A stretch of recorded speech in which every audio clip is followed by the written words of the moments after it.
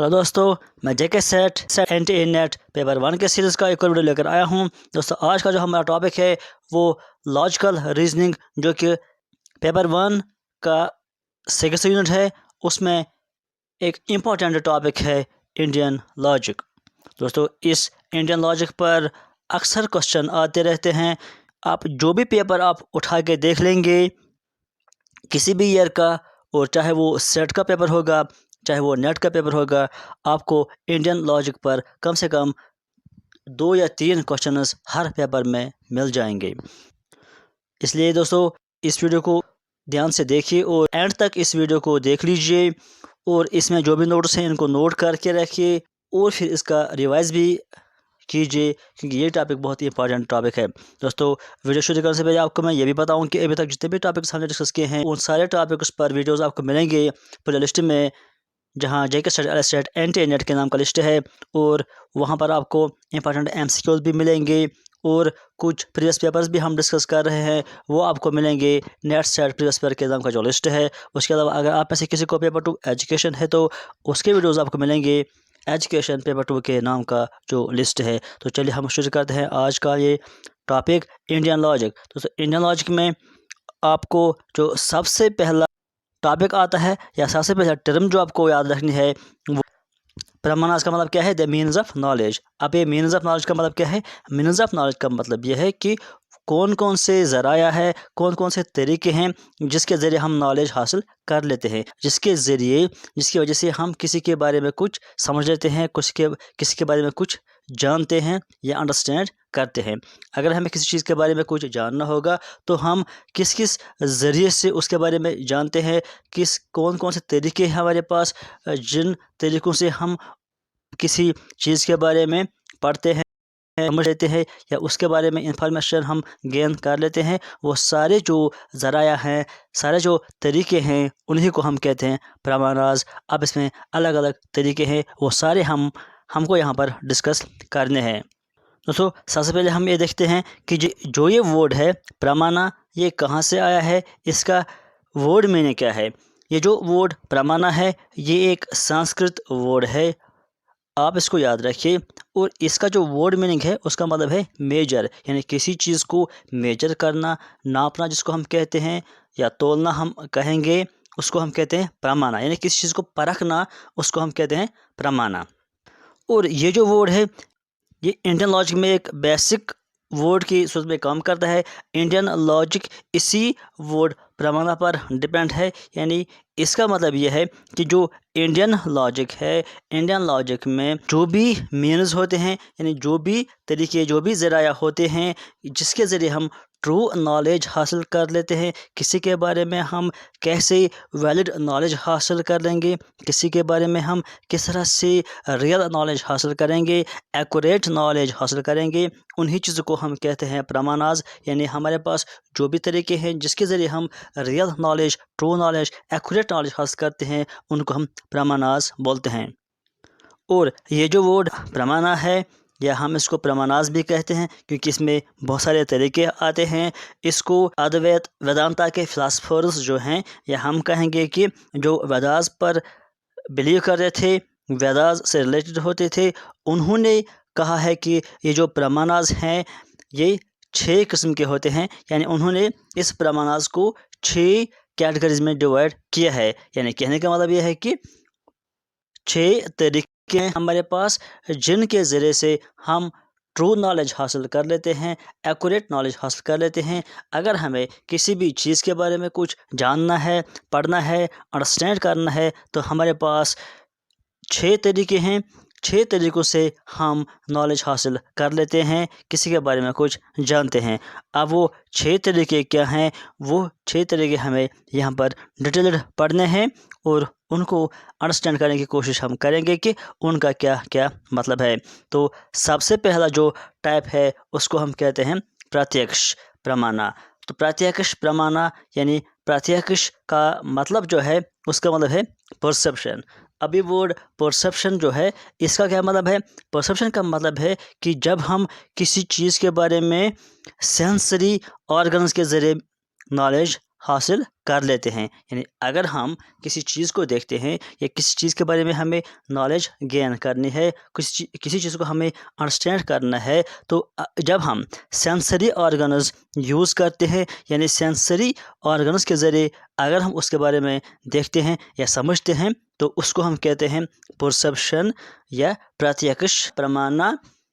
अब ये sensory organs क्या हैं, वो तो आप जानते हैं। सेंसरी ऑर्गन्स हम उनको कहते हैं जो हमारे पास 5 सेंसेस हैं, और जो 5 सेंसेस का जो ऑर्गन्स होते हैं, यानी जिन ऑर्गन्स पर हमारे 5 सेंसेस डिपेंड होते हैं, जैसे कि सीइंग हमारा एक सेंस है, और हम कैसे देखते हैं, हम आइज़ के ज़रिए देखते हैं, तो आई हो गए एक सेंसरी ऑर्गन। इस तरह से जो हमारा हियरिंग यानी सुनना, वो एक सेंस है। अब उस हियरिंग जो है वो किस तरह से हम सुनते हैं, बाय ईयर्स, तो ईयर्स हमारा एक सेंस ऑर्गन हो गया। तो इस तरह से हमारे जो 5 सेंस ऑर्गन्स हैं, उनके ज़रिए जब हम नॉलेज हासिल कर लेते हैं, तो उसको हम कहते हैं प्रत्यक्ष प्रमाणना। यानी इन शॉर्ट अगर हम कहेंगे कि जब भी हम किसी चीज़ के बारे में देखकर समझ लेते हैं, या पढ़कर, या हम सुनते हैं उसके बारे में, या उसको ऑब्ज़र्व करते हैं, तो उस टाइप की नॉलेज को हम कहते हैं कि ये प्रत्यक्ष प्रमाणना है, या उसको हम परसेप्शन कहते हैं। अब जो ये परसेप्शन है, ये 2 तरह का है, यानी प्रत्यक्ष प्रमाणना, इसमें 2 चीज़ें आती हैं। ये डायरेक्ट परसेप्शन भी हो सकता है, या इनडायरेक्ट परसेप्शन भी हो सकता है। अब ये डायरेक्ट परसेप्शन का क्या मतलब है? डायरेक्ट परसेप्शन का मतलब है जब हम डायरेक्टली उस ऑब्जेक्ट से कांटेक्ट करते हैं, डायरेक्ट उस ऑब्जेक्ट से हमारा ताल्लुक़ होता है, जिसके बारे में हमें नॉलेज गेन करनी है या अंडरस्टैंड करना है। यानी जब हमारे sense organ directly in touch हो जाते हैं उस ऑब्जेक्ट से जिसके बारे में हमें नॉलेज गेन करनी होती है, तो उसको हम कहते हैं डायरेक्ट परसेप्शन। चाहे वो फिर सिंबल के ज़रिए हो, या टच यानी स्किन के ज़रिए, आइज़ के ज़रिए, या साउंड ईयर के ज़रिए, या टेस्ट टंग के ज़रिए होता है। मतलब कि डायरेक्ट कांटेक्ट होता है ऑब्जेक्ट और हमारे सेंस ऑर्गन्स के बीच में। ये जो डायरेक्ट परसेप्शन है, इसको हम कहते हैं अनुभव। अनुभव का मतलब है जब हमें एक्सपीरियंस होता है। अनुभव का मतलब है एक्सपीरियंस, यानी जब हम एक्सपीरियंस गेन कर लेते हैं, जब हम किसी चीज़ से डायरेक्टली कांटेक्ट में आ जाते हैं, तो हमें एक्सपीरियंस गेन हो जाता है, तो उसके ज़रिए हमें नॉलेज मिलती है, अंडरस्टैंडिंग मिल जाती है उस चीज़ के बारे में, तो उसको हम कहते हैं डायरेक्ट परसेप्शन। और ये भी आता है प्रत्यक्ष प्रमाणना में। और उसके बाद जो इसका दूसरा टाइप है इनडायरेक्ट परसेप्शन। अब इनडायरेक्ट परसेप्शन का मतलब क्या है? इनडायरेक्ट परसेप्शन का मतलब है जो कि बेस्ड होता है ऑन मेमोरी। मेमोरी का मतलब है स्मृति। यानी जब हम एक बार किसी चीज़ के बारे में देखते हैं या समझ लेते हैं, तो वो चीज़ हमारी मेमोरी में सेव हो जाती है, या हम कहेंगे कि हमारे याददाश्त में वो चीज़ रहती है। एज अ स्टॉक वो वहाँ पर पड़ी रहती है, तो वो हमारे पास नॉलेज आ जाती है। फिर जब हम किसी दूसरे टाइम पर उस जैसा कोई चीज़ देखते हैं, तो हमें वो चीज़ याद आती है कि हमने इस जैसी चीज़ पहले कभी देखी है, या हमने इस जैसी चीज़ के बारे में कभी सुना होगा। फॉर एग्ज़ाम्पल, अगर हम यहाँ पर एग्ज़ाम्पल के तौर पर आपको बताएंगे कि मान लो कि हमने एक दफ़ा एप्पल देखा, तो जब हमने एप्पल देखा, हमने उसका कलर्स देखा, हमने उसकी शेप देखी, तो हमारे जहन में ये बात बैठ गई, हमारी मेमोरी में ये बात आ गई कि इस चीज़ के इस तरह का शेप होती है, इस तरह का कलर होता है, तो इसको हम एप्पल कहते हैं। फिर जब कुछ टाइम के बाद हम दोबारा किसी ऐसी चीज़ को देखते हैं जिसकी शेप गोल होती है और जिसका कलर रेड होता है, तो हमारे जहन में आता है कि ये चीज़ हमने देखी है इससे पहले, उसको हम एप्पल कहते हैं। तो इस लिहाज से ये चीज़ भी एप्पल ही है, तो हम उसको भी एप्पल समझ लेते हैं, और उसको भी हम एप्पल के कैटेगरी में डाल देते हैं। तो ये किसकी वजह से हमने इंफॉर्मेशन, या हमने किसकी वजह से इसके बारे में नॉलेज गेन की?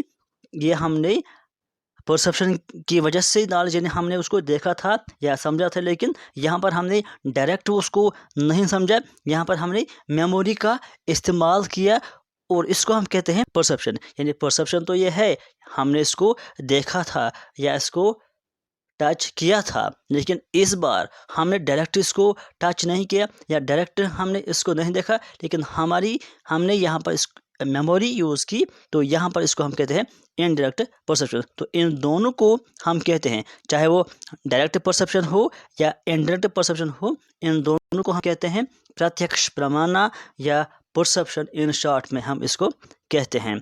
तो ये था एक टाइप जिसके ज़रिए हम नॉलेज गेन कर लेते हैं या किसी चीज़ के बारे में हम जानते हैं या ट्रू नॉलेज हासिल करते हैं। इसके बाद जो दूसरा इसका टाइप है उसको हम कहते हैं अनुमान प्रमाणा।